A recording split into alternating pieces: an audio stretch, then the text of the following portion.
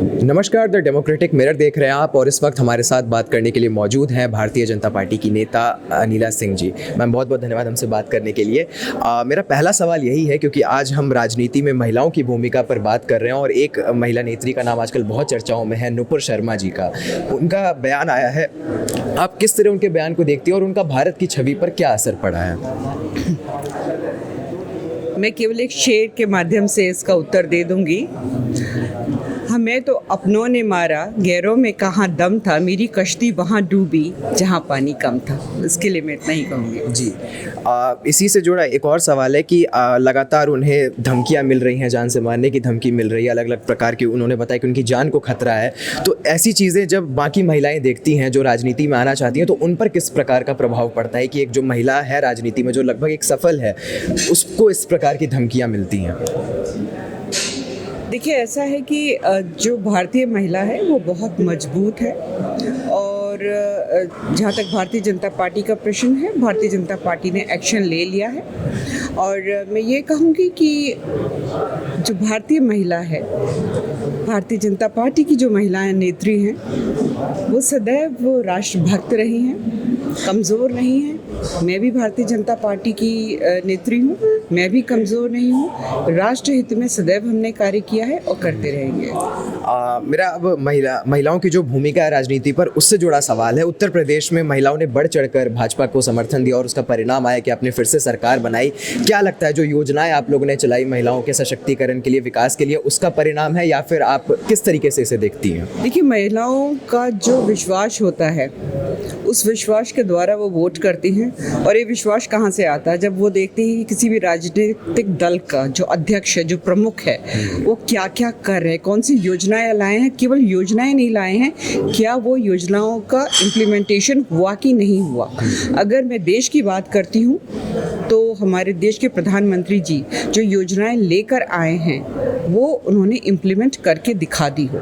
और चाहे वो जाति हो, चाहे वो धर्म हो, चाहे वो क्लास हो, इसमें उन्होंने विभाजित नहीं किया है। हर महिला को आगे बढ़ना चाहिए, एम्पावर होना चाहिए, इसके लिए उन्होंने कदम उठाए। इसलिए भारतीय जनता पार्टी को महिलाएं जो हैं वोट करती हैं और भविष्य में और मजबूती के साथ वोट करेंगे। जी, मेरा एक व्यक्तिगत सवाल भी आपसे, क्योंकि आप खुद भी एक महिला हैं और आपने राजनीति में एक मुकाम हासिल किया है। भारतीय जनता पार्टी के लिए आप क्या देखते हैं कि महिलाओं के लिए, राजनीति के लिए जो एक अवसर उन्हें मिलता है, वो भारतीय जनता पार्टी में किस प्रकार का है?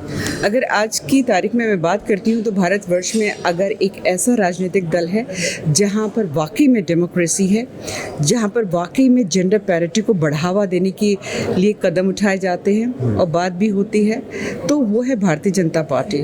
तो जितनी महिलाएं हैं, मैं तो उनसे कहूँगी कि भारतीय जनता पार्टी से जुड़े।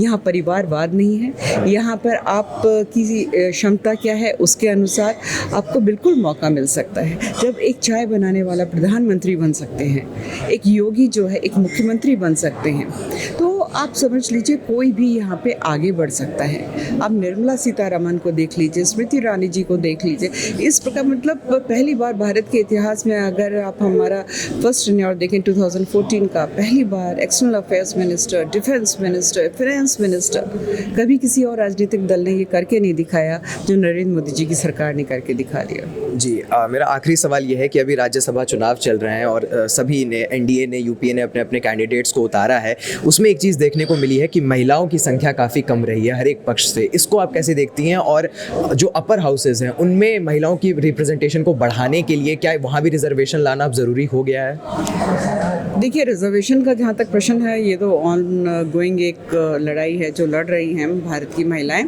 परंतु अगर मैं रिप्रेजेंटेशन या कैंडिडेचर कहूँ तो भारतीय जनता पार्टी ने सबसे ज़्यादा टिकट राज्यसभा में महिलाओं को दिए हैं, किसी और राजनीतिक दल ने नहीं दिए हैं। तो ये केवल जो पार्टी जो अध्यक्ष होते हैं, खासतौर से क्षेत्रीय दल के, ये उनके ऊपर निर्भर करता है कि आप किन महिलाओं को दे रहे हैं, उनका रिप्रेजेंटेशन कितना करना चाह रहे हैं। तो ये उनका व्यक्तिगत निर्णय होता है, परंतु भारतीय जनता पार्टी में व्यक्तिगत निर्णय नहीं होता है।